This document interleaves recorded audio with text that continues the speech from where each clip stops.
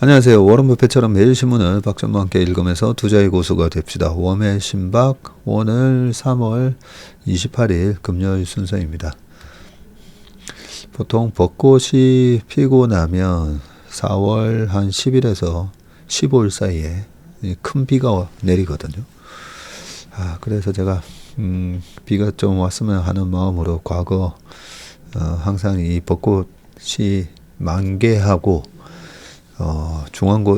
중간고사 시전에 이 중간고사가 끝나면 벚꽃 구경 좀 해야지 하면 항상 비가 왕창 내리면서 그러면서 벚꽃이 다 떨어지는 그런 거를 보고 난 뒤에 보니까 항상 비 오더라고요. 그래서 그 비가 이번엔 좀 빨리 왔으면 좋겠다는 생각합니다. 몇 가지 댓글 읽고 댓글 읽는 시간을 한 6분 7분으로 딱 정해놓고 하면 될 것 같아요.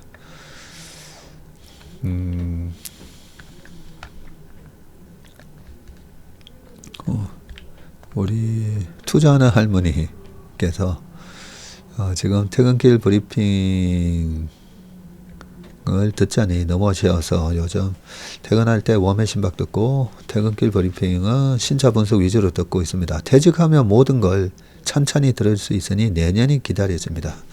라고 하셨습니다. 투자하는 할머니라고 써놓으셨는데 참 투자도 하시고 일도 하시고 그리고 퇴직하고 나시면 또 이렇게 주식 공부하시면서 투자를 할 수 있다는 게 얼마나 그걸 또 기다려진다고 하시니까 제가 좀 뿌듯합니다. 그죠? 우리가 뭔가 기다릴 수 있다는 것, 내가 좋아하는 취미 생활을 할 수 있기 때문에 뭐 주말에 내가 좋아하는 산에 가야지. 아니면 내가 그동안에 기다렸던 해외여행 가야지. 뭐 이런 게 아니면 내가 기다렸던 사람을 만날 수 있다면 등등 참 여러 가지로 보면 이 기다림이 있다라는 게 참 좋은 것 같습니다. 아마 퇴직하시고 나서 좀 더 주식 투자에 집중을 할 수 있으시면 아마 훨씬 더 좋은 수익률이 나실 거라는 생각이 듭니다.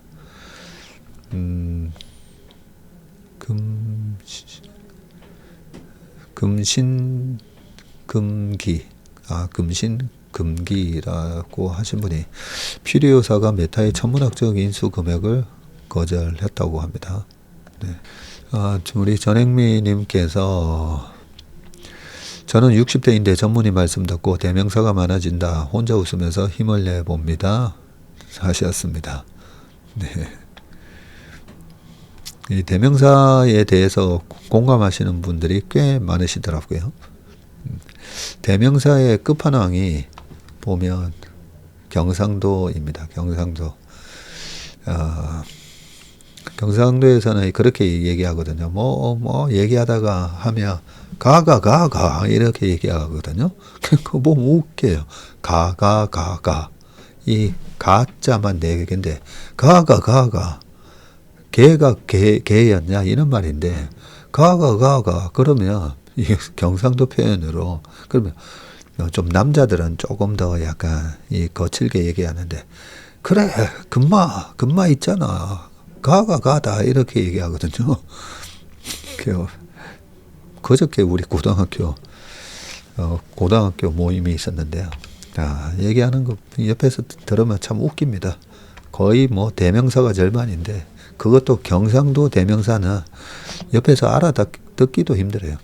우리 또 특히나 이제 고등학교 선생님을 고등학교 쌤 뭐 이러지 않습니까? 고등학교 말도 짧고 그래서 보통 이 경상도 분들이 서울 올라오면 언어 장애를 좀 겪습니다. 언어 장애를. 왜냐하면 상대가 말을 못 알아듣거든요. 뭐라고? 뭐 고등학교 이렇게 표현하는 고등학교 우리 담임쌤 뭐 고등학교 그거 있지 않습니까? 수학쌤 썩쌤 고등학교 썩쌤 이런 식으로. 그래서 제가 이 경상도 사람들이 예전에 보면 수학은 보면 전국 1등 뭐 이런 게 가끔씩 나오기도 하는데 영어가 약한 이유가 영어, 국어 다 약한 이유가 이 표준말을 안 쓰다 보니까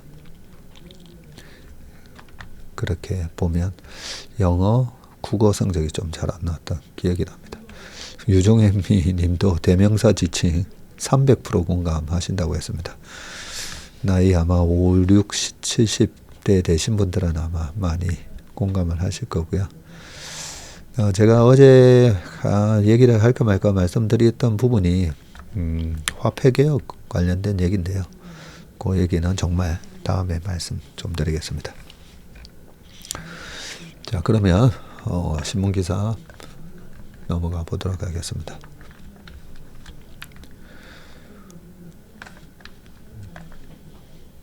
자, 오늘 신문기사는 또 많은 분들이 좋아하시는 허지원 교수님의 마음상담소, 당신의 이야기를 더 크게 들려주세요. 요 칼럼도 맨 마지막에 있으니까 칼럼 좋아하시는 분들은 마지막 기사 꼭 들어보시길 바라겠습니다.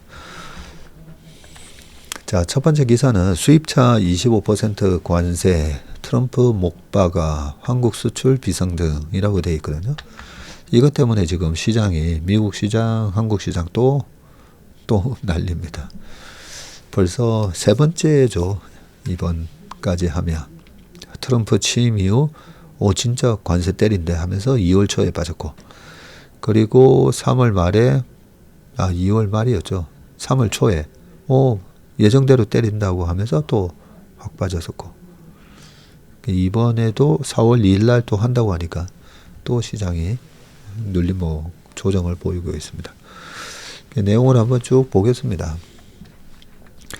트럼프 대통령이 26일 자동차와 엔진, 변속기 등 자동차 핵심 부품에 대한 25%의 관세를 부과하겠다고 밝혔고요. 자동차는 다음 달 3일부터, 부품은 5월 3일 이전이라고 되어 있네요. 앞서 25% 관세가 부과된 철강, 알루미늄까지 포함하며 미국의 관세 부과 품목, 자동차, 차 부품, 철강, 알루미늄 등이 한국 총 수출에서 차지하는 비중은 19%나 된다고요? 그래요.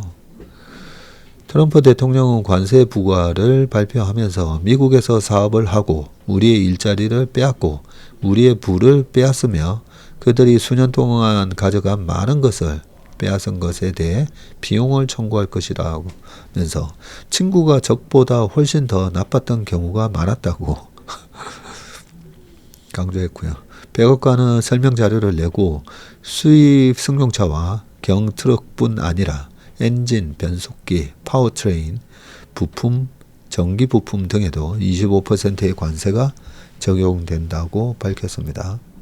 트럼프의 경제 책사로 알려진 이 피터 나바로 백악관 무역 제조업 담당 고문도 이번 관세와 관련해서 외국의 무역 사기꾼들이 미국을 외국산 부품의 저임금 조립 공장으로 만들었다고 했고요. 그러면서 한국과 일본, 독일을 특정해 거론하면서 이들 국가가 미국 기업의 해외 자동차 판매 능력을 약화시켰다. 정말로 불공평하고 곧 바뀔 것이라고 덧붙였네요. 트럼프 대통령은 1기 때인 2019년에도 관세 부과를 검토했지만 실행에 옮기지는 않았고요. 이번 관세 부과는 트럼프가 공언해온 관세 전쟁이 허언이 아니라 뻥카가 아니라는 점을 분명히 한 것으로 해석된다. 라고 하니까 이번에도 또 주가가 빠지는 겁니다. 트럼프는 또 의약품과 목재에 대한 품목별 관세 부과 발표는 물론 다음 달 2일로 예고한 전 세계 모든 국가를 대상으로 한 상호 관세율 발표도 그대로 진행하겠다고 했고요. 한국의 또 다른 주력 수출품인 반도체에 대해서도 품목별 관세가 전해질 가능성이 큽니다. 다만 트럼프 대통령은 다른 나라가 수십 년간 미국에 부과했던 것보다는 낮을 것이라면서 유연성을 발휘할 뜻을 내비쳤고요. 지난해 한국의 수출은 6,838억 달러로 역대 최고치를 찍었습니다. 여기에다가 1450원 곱해보면 그죠? 거의 1000조, 네, 1000조 수출했습니다. 우리가 작년에. 이 가운데 자동차가 한 95조, 한 100조 이렇게 보면 되겠네요. 그 다음에 자동차 부품도 꽤 많이 수출하네요. 자동차 부품이 한 30조, 철강이 한 50조, 알루미늄 70조, 이렇게 이 품목에서만 1317억 달러, 19.3%를 수출을 했군요. 문제는 이들 품목의 대미 수출 의존도가 높아서 관세 충격이 클 수밖에 없다는 점인데, 미국은 한미 FTA에 따라 한국산 자동차에 대해서 2016년부터 무관세를 적용해 왔고요.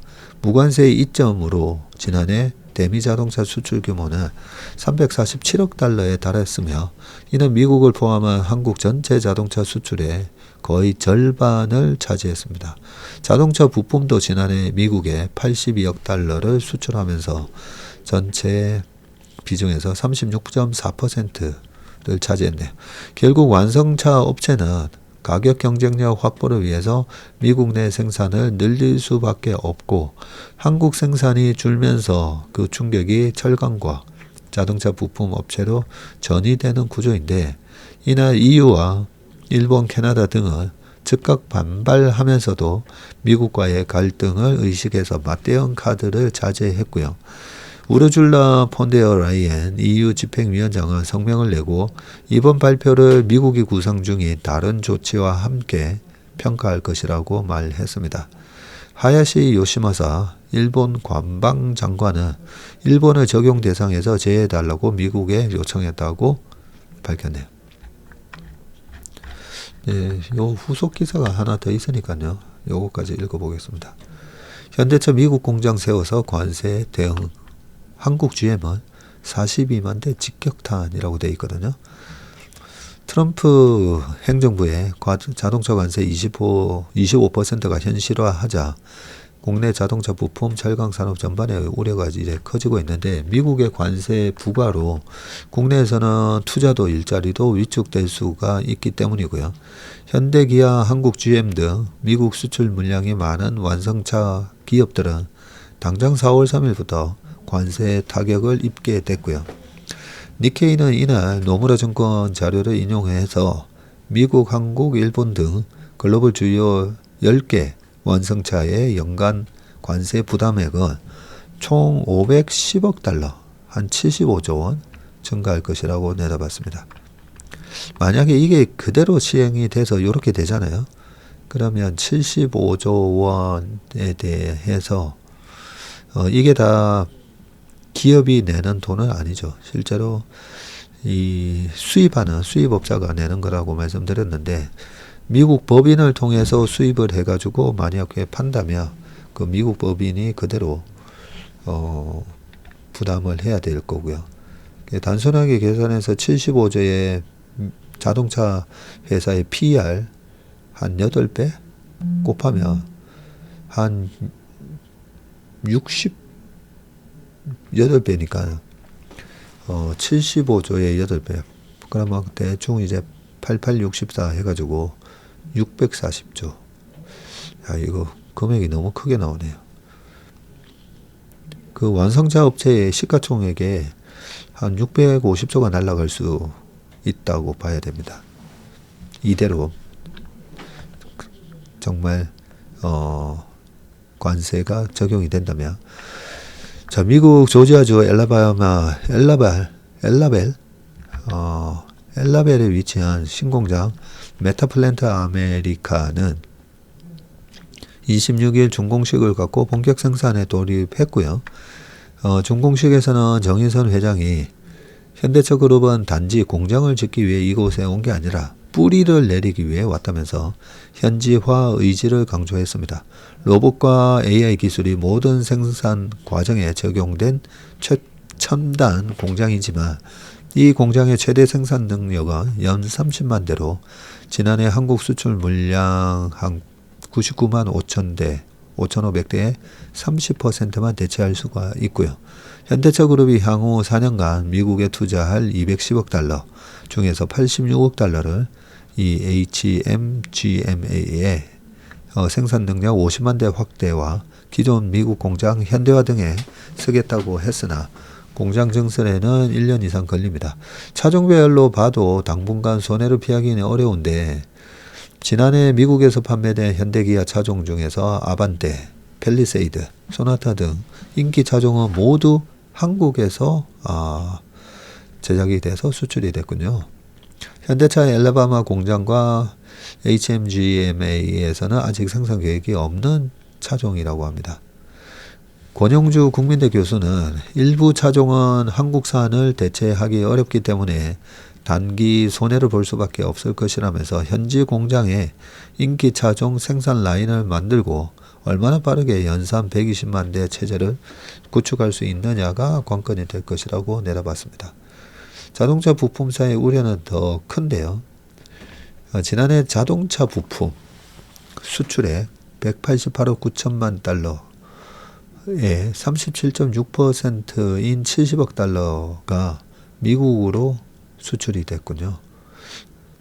근데 여기에다가 25% 관세가 붙는다고 하니까 규모가 작은 업체일수록 타격이 클 전망입니다.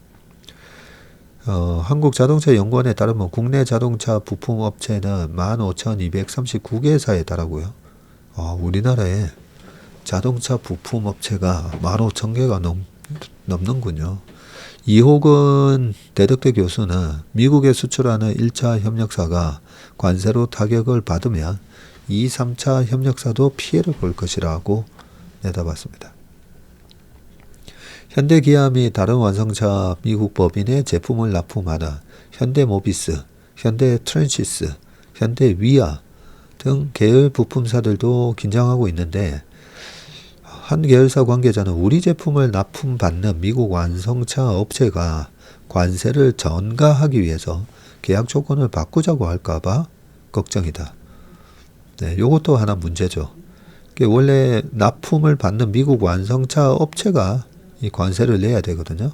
근데 이제 우리 이렇게 관세 내야 되니까 가격을 100억을 만약에 수입한다고 하면 우리 앞으로 관세 25억 내야 되니까 가격 자체를 100억이 아니라 75억으로 낮춰달라 이럴 수가 있죠.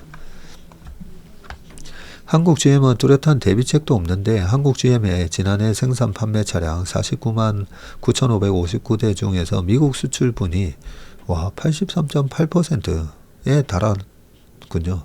관세 부과 시 미국 내 가격 경쟁력이 떨어져서 철수설까지 나오고 있다고 합니다. 노조가 최근 미국 본사를 방문했지만 뚜렷한 해법을 듣지는 못한 것으로 안다고 되어 있습니다. 이항구 한국자동차연구원 자문위원은 국내 일자리를 지킨다는 측면에서 미국 정부와의 협상에 적극적으로 나서야 한다고 말을 했습니다. 그러니까 어제 GM 주가가 큰 폭으로 이제 하락하고 관세가 그대로 시행이 된다면 미국 기업들도 꽤 많은 타격을 보게 돼 있습니다. 그래서 이번에도 또 연기 조치나 이런 게 나오지 않을까 그렇게 생각이 듭니다. 저는 요 칼럼은 저도 제가 좋아하는 칼럼인데요. 최정혁의 마켓나우 글로벌 주식 미국 집중에서 지역 분산으로 되어 있습니다. 자, 요즘 미국과 유럽 증시가 연출하는 장면이 생소한데요. 그죠? 올해 들어서 21일 기준 미국 S&P 500 지수가 4% 하락했고 유럽 스톡스 600 지수는 9%, 독일 닥스 지수는 15% 상승했습니다. 지금 보면 매우 이례적으로 미국 증시의 조정 장세와 유럽 증시의 랠리가 동시에 펼쳐지고 있는데 이는 팬데믹 이후 지속된 미국 주식과 달러가 우월하다는 미국 이 예외주의와 유럽 경기 침체의 흐름을 역전시키는 현상입니다. 트럼프 2.0 시대를 맞이해서 가장 낮은 가능성의 시나리오가 현실이 되고 있는데요. 전 세계 증시 중에서 미국 증시의 하위권 행보와 달러화 하락, 비트코인 추락 등 시장의 움직임이 예상과는 정반대다. 전문가들은 트럼프 대통령을 탓하지만 근본 원인은 시장의 쏠림이다. 테크 섹터 중심의 미국 증시에 대한 글로벌 자금의 과도한 쏠림과 이에 동반한 달러 매수세가 미 정부 정책에 대한 실망을 계기로 해소되는 과정인 것이고요. 유럽 증시의 강세도 비관주의에 따른 지나친 쏠림을 극복하는 되돌림으로 볼 수가 있는데요. 미국 뱅크 오브 아메리카의 원래 조사인 글로벌 펀드 매니저 서베이를 들여다보면 이거 우리 이성준 대표가 글로벌 인사이트로 늘 얘기를 해주시죠. 자, 여기 들여다보면 빠르게 진행 중인 글로벌 자금 이동을 파악할 수가 있고, 지난해 12월 조사에 따르면 미국 주식에 대한 투자 비중을 확대한 펀드 매니저 비율이 1994년 조사를 시작한 이래 최고치였습니다. 동시에 유럽 주식에 대한 투자 비중을 축소한 비율도 22년 이후 최고치였는데, 그 결과 미국과 유럽에 대한 투자 비중의 차이 또한 2012년 유럽 부채 위기 이후 최고치를 기록을 했었죠. 미국으로 많이 쏠렸었다라는 걸 지금 얘기하고 있습니다. 그러나 그 이후 반전이 일어났는데, 가장 최근 자료인 3월 조사를 보면 이번에는 미국 주식에 대한 투자 비중을 축소한 비율이 2023년 이후 최고치였고요. 미국에서 유출된 자금은 유럽에 대거 유입이 됐습니다. 3월 조사에서 특히 주목할 부분은 미국 예외주의가 이미 정점을 찍었다는 거의 70%에 달하는 응답자 비율입니다. 미국 정시는 그동안 미국 예외주의에 힘입어서 전 세계의 투자금을 블랙홀처럼 빨아들였고요. 미국 자산운용사 아폴로의 자료에 따르면 외국인들은 2019년부터 2024년까지 약 10조 달러치의 미국 주식을 사들였고요. 그 결과 현재 외국인들은 전체 미국 주식의 18%를 보유하고 있습니다. 18%나 되네요. 외국인들의 미국에 대한 집중 투자 리스크가 크게 상승한 것인데, 트럼프 대통령이라는 난제를 맞닥뜨린 미국 정시는 쏠림 현상과 외국인 자금 유출 가능성을 동시에 해결해야 할 상황에 놓였고, 글로벌 자금 이동은 국가별 증시 순위를 언제든지 뒤흔들어 놓을 수가 있습니다. 이럴 때일수록 미국 집중 투자에서 벗어나 다른 나라로 투자 대상을 넓히는 지역 분산 투자가 필요하다. 자, 최근에 미국 시장 조정을 보면서 이제 진짜 조정이 시작된 거 아닌가 걱정을 많이 하실 겁니다. 그런데 여기도 나와 있지만 미국으로 쏠렸던 자금이 좀 빠져나와 가지고 지금 유럽, 중국 이쪽으로 대거 유입됐다고 하잖아요. 자, 펀더멘탈이 훼손될 수가 있는 이 고금리 상황에서는 그래도 안전한 건 미국이야 하면서 돈이 몰렸던 거거든요. 그런데 뭐 세계적인 위기가 온다라고 가정을 하면, 그러면 유럽, 중국 주식 사면 안 되죠. 이머징 마켓 주식을. 요즘 우리나라 증시도 연초 이후 플러스 유지하고 있지 않습니까? 그래서 이런 현상이 미국 주식이 떨어지면서 글로벌하게 주식시장이 다 같이 망가졌던 때도 있습니다. 그죠? 닷컴 버블 깨졌을 때, 그리고 2008년 금융위기 왔을 때. 그래서 미국 주식만 빠지면 이머징 주식도 박살난다. 이렇게 우리가 생각할 수가 있는데, 실질적으로는 미국이 너무 과해, 이제는 중국 해야 되는 거 아니야, 이러면서 2000년 닷컴 버블이 무너졌을 때 첫 해에는 2000년도에 같이 빠졌지만 2001년도에는 우리나라 코스피가 36%나 올랐었거든요. 그리고 2005년도에도 코스피가 53%, 코스닥이 한 87% 올랐거든요. 그래서 성장이 있는 곳으로 돈이 알아서 가게 돼 있습니다. 그래서 최근에 미국 시장의 약세 현상으로 너무 지나치게 이제 주식 시장이 크게 망가지는 거 아닌가, 예, 그런 걱정은 안 하셔도 된다라고 저는 생각합니다. 자, 그러면 그 다음 기사 보겠습니다. 이게 화웨이 AH 비밀 장비 모두가 폰 카메라 켰다 라고 되어 있는데요. 지금 중요한 거는 중국이 도대체 어디까지 중국의 이 굴기가 그죠? 전자상거래, 로봇, 드론 뭐 이런 거는 이미 우리나라를 훨씬 앞섰고 2차 전지도 보면 얘네들이 이제 압도적으로 1등을 하면서 우리나라 2차 전지 업체들이 많이 최근에 주가가 많이 힘들어진 것처럼 계속 이 중국의 굴기를 계속 모니터링을 해야 됩니다. 우리 투자자들은요. 이 부분은 우리가 지나치게 우리 기업을 좋게 보고 왜냐면 내가 투자했으니까 좋게 보고 경쟁자를 나쁘게 보고 이러면 큰일 나죠. 주식 투자하면서. 그래서 조금 인지 편향에 빠지지 않기 위해서라도 계속 읽어봐야 됩니다. 자, 지난 26일 중국 상해 신국제 엑스포 센터에서 세미콘 차이나 현장이라고 합니다. 요게 세마이컨덕터 반도체 포럼이다, 그죠? 포럼이라기보다는 전시. 자, 현장 여기 4년차 중국 스타트업 전시 부스에 관람객이 구름대처럼 몰렸는데 화웨이의 비밀 장비 기업으로 알려진 사이캐리어의 전시관이라고 합니다. 이거예요. 예, 요 위에가 사이캐리어군요. 현장에 있던 한국 반도체 업계 관계자는 인파가 모여 사진과 영상을 찍느라 바빴다. 브로셔는 동의나 구할 수조차 없었고 해외 장비 의존도를 줄여줄 자국산 장비에 대한 기대감이 가득했다고 합니다. 지난 26일부터 사흘간 중국 상해에서 열린 반도체 산업박람회인 세미콘 차이나에서 산업박람회다, 그죠? 세미콘 차이나에서 1,400여 개의 반도체 소부장 기업이 참가했고요. 여의도 절반 규모의 거대한 전시장에는 여의도 절반요? 이야, 스케일이 역시 다르군요.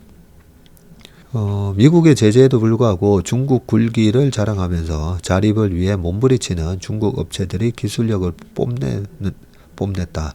특히 이번 전시에서 가장 주목을 받은 업체는 처음으로 장비들을 공개한 사이캐리어였고 화웨이가 공식 발표한 적은 없지만 외신과 업계에서는 2023년 화웨이가 7나노미터 공정을 활용해서 자체 개발한 AI 칩 기린 9000S 제조에 사이캐리어의 장비가 사용됐을 것으로 분석하고 있습니다.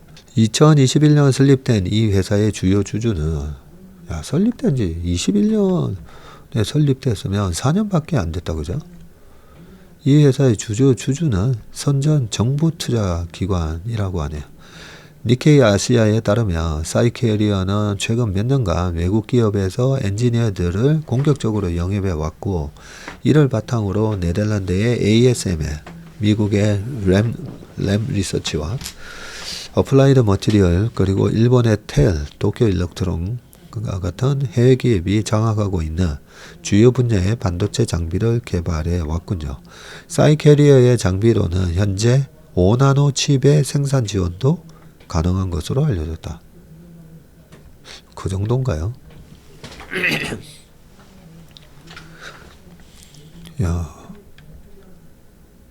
여기가 전시된 장비의 모습이라고 합니다. 중국 최대 장비 업체인 나우라도 거대 규모 부스를 마련했고요.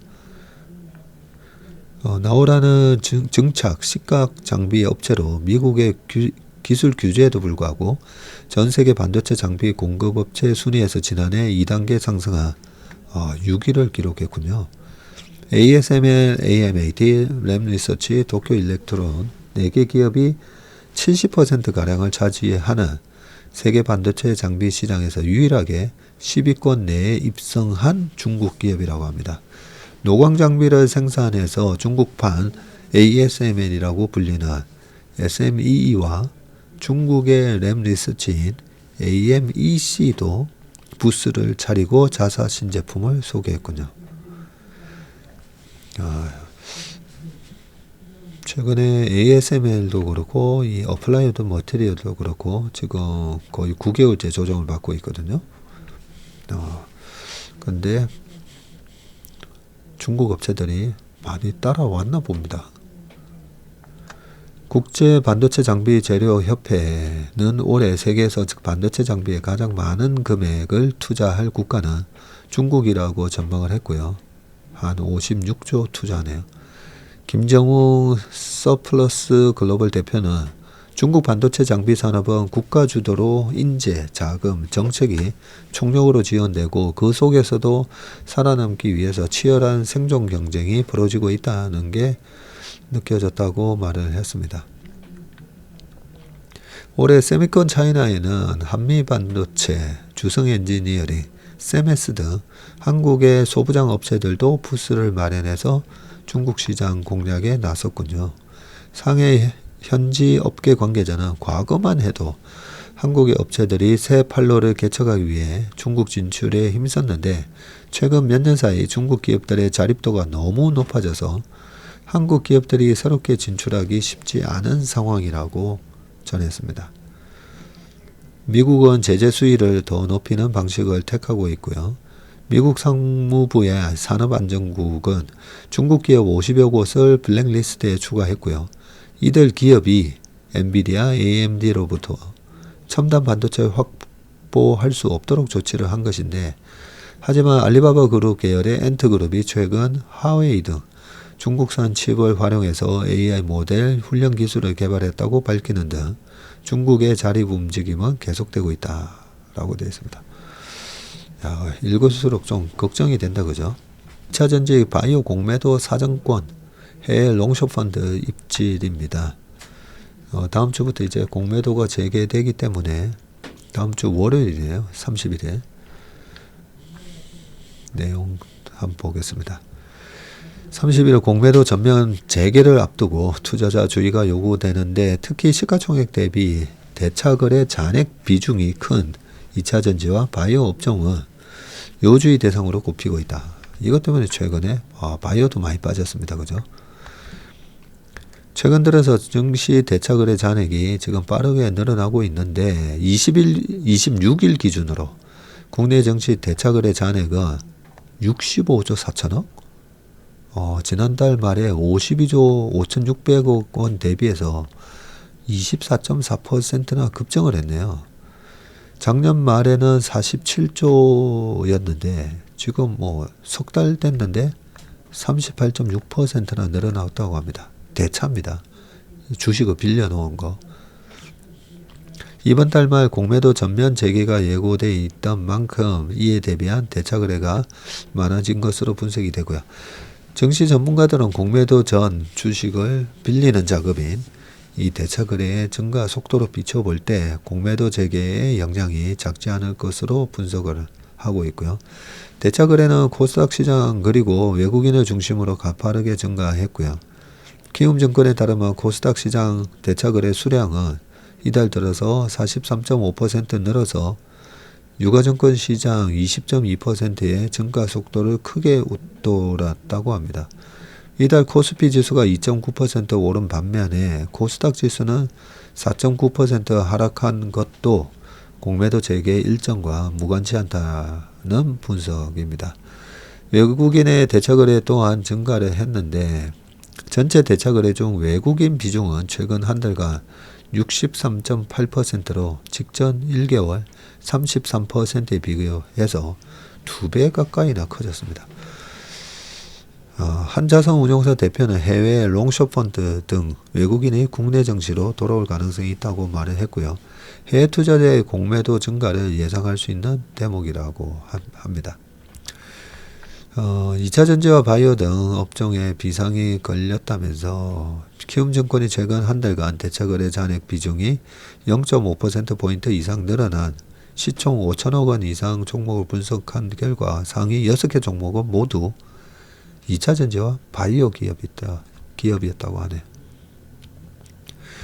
밸류에이션이 상대적으로 높은 데다 대차거래 잔액 규모도 시총 대비 크기 때문이라는 설명입니다. 자, 대차거래 잔액 비중은 에코프로 BM이 15%로 비중이 가장 컸고요. 포스코 퓨처엠이 12.5, LNF가 12%, 에코프로가 11.3% 이렇게 뒤를 잇고 있습니다. 유한양행하고 HLB도 11.18%로 5위와 6위를 차지했군요. 한지영 키움증권연구원은 이들 기업은 공매도 재개를 눈앞에 둔 지금부터 투자에 유의할 필요가 있다면서 조선과 방산 등 주도주도 공매도에 따른 단기 변동성 장세를 거친 후 매수하는 게 좋다고 조언을 했습니다. 그러면서 당분간 저평가된 대형 가치주 위주의 투자가 유리할 것이라는 게 증권업계의 대체적인 시각이라고 하고요. 최근 들어서 조선방산 업종이 조정에 들어간 반면에 반도체, 자동차 등 대형 저밸류에이션 종목이 반등한 것도 공매도 재개와 관련이 있다는 분석이라면서 삼성전자는 이달 들어 13.4% 오르며 6만전자에 안착했고 2월달에 많이 올랐죠. 지금 또 살짝 깨질랑말랑 하고 있던데요. 아직까지는 68,800원, 하이닉스가 200,000원. 우리 회사의 이 퀀트 전략에 의하면 삼성전자가 61,500원 이상에서 끝날 확률은 85%인데 과연 다음 주 월요일 어떻게 끝날지 궁금합니다. 자, 그 다음 기사 보도록 하겠습니다. 마지막 칼럼, 허지원의 마음상담소. 당신의 이야기를 더 크게 들려주세요. 오늘은 허지원 교수님이 또 어떤 마음을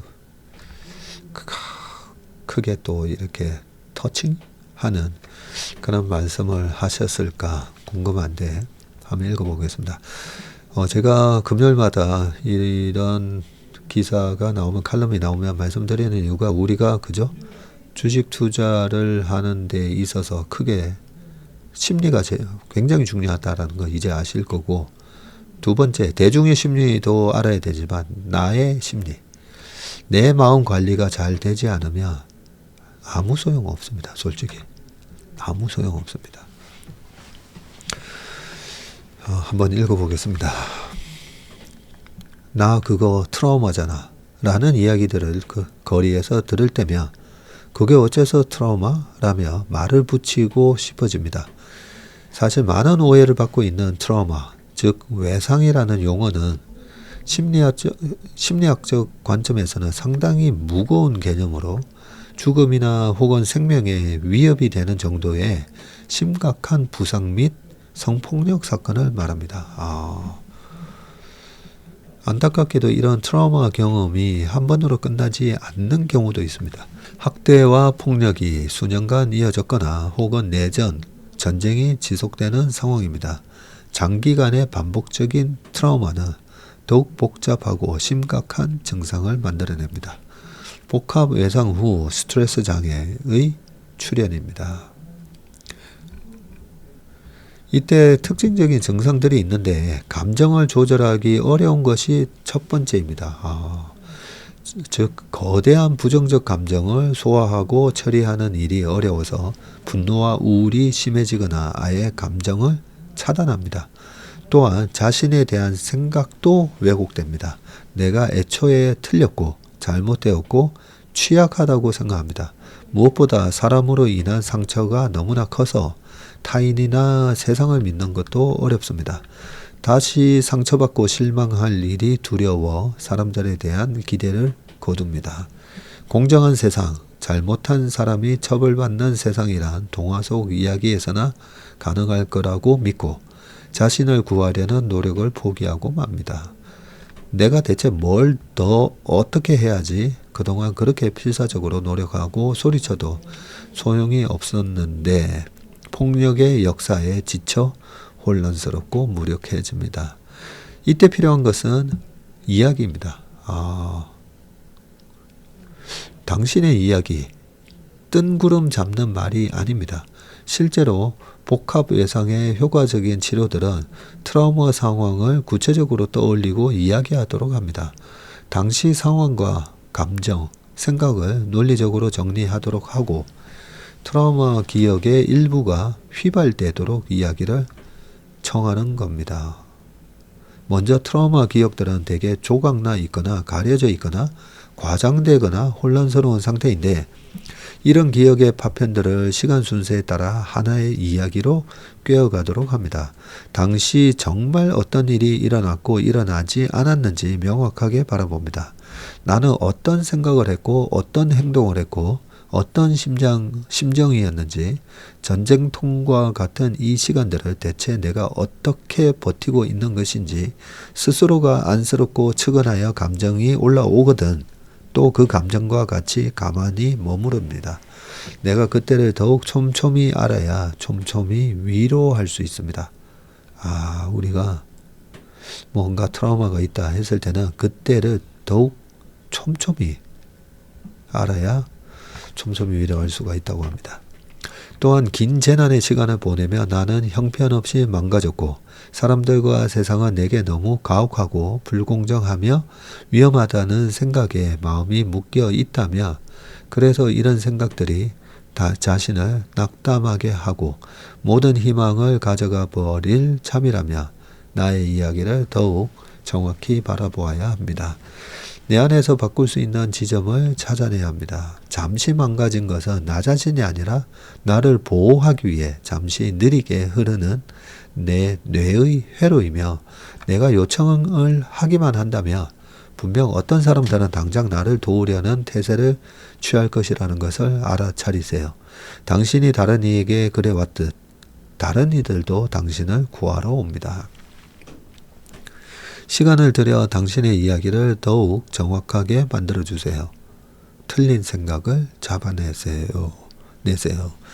우리가 트라우마 기억을 굳이 끄집어내 말해야 하는 또 다른 이유는 뇌과학에 기반한 것입니다. 학생 시절 기말고사가 끝나자마자 며칠을 밤새워 외운 내용이 머릿속에서 모두 감쪽같이 사라지는 경험을 떠올려 보세요.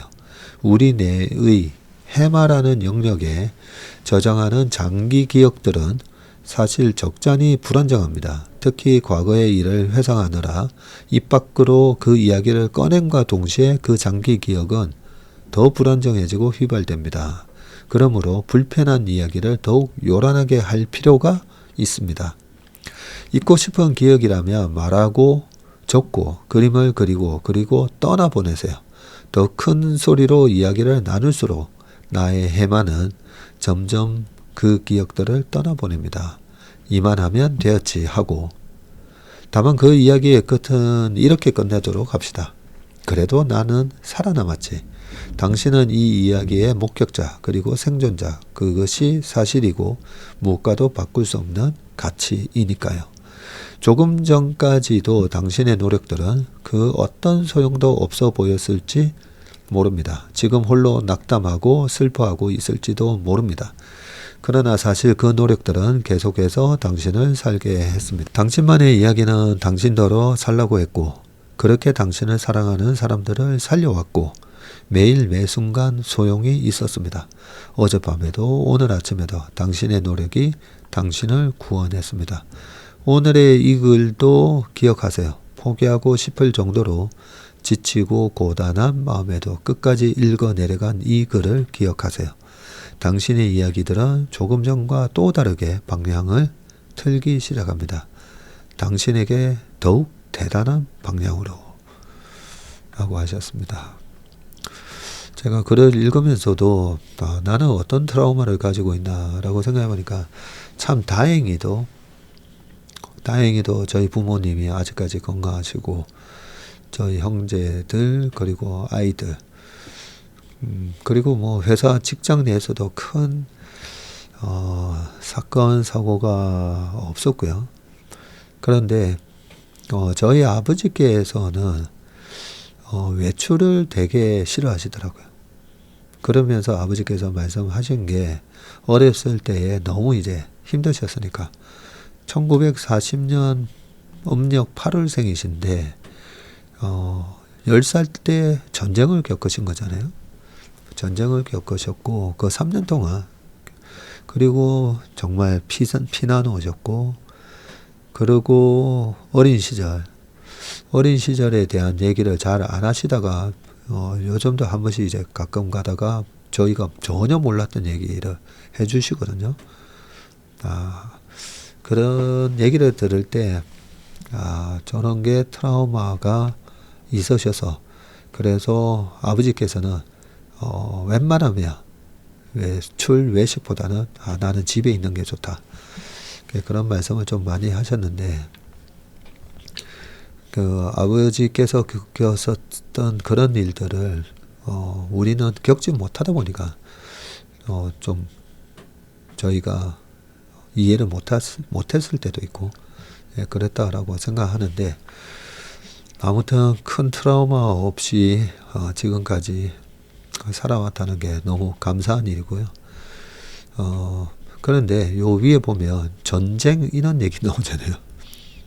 전쟁 얘기가 나오는데 내전, 전쟁이 지속되는 상황입니다. 제가 전의 전쟁을 31년째 하고 있지 않습니까? 그래서 요 전쟁, 내전, 요 문구가 지나갈 때 머릿속으로 가장 큰 트라우마는 아무래도 2001년 9.12 테러 때였던 것 같아요.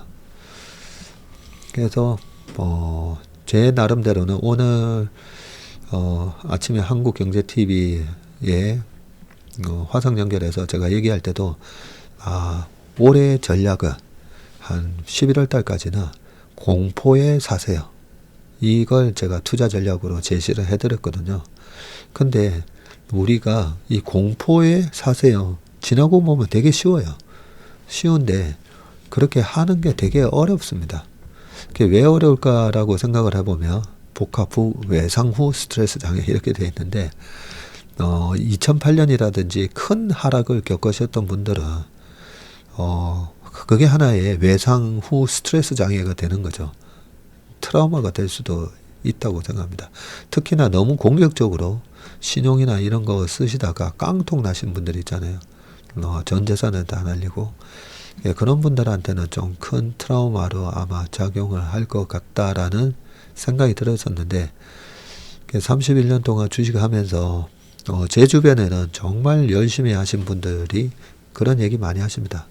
내가 그 큰 하락에 한 번도 못 피하고 다 날렸다. 그래서 지금까지 돈을 못 벌었다. 이런 얘기 하시는 분이 주변에 계십니다. 그래서 우리가 저는 리스크 관리도 사전적인 리스크 관리가 중요하다고 생각하거든요. 우리가 이 큰 외상을 주식 투자를 통해서 당하지 않으려면 어느 정도 좀 욕심을 내려놓고 자금 관리를 잘 하셔야 됩니다. 그래서 작년과 같은 경우에는 뭐 짝수해 그리고 코스닥 같은 경우는 안 좋은 시장이라고 했잖아요. 시기가. 그럴 때는 좀 자금 관리하고 또 좀 올해처럼 저는 아직까지도 올해 돈 벌기 좋은 시장이라고 생각하는데요. 이럴 때는 적절한 자금 관리를 좀 하고 있다면 이렇게 트럼프 관세가 됐든 아니면 또 중간중간에 뭐 우리가 이제 몰랐던 일들이 발생할 건데 그럴 때마다 그 공포감이 저는 항상 투자의 기회다라고 생각하기 때문에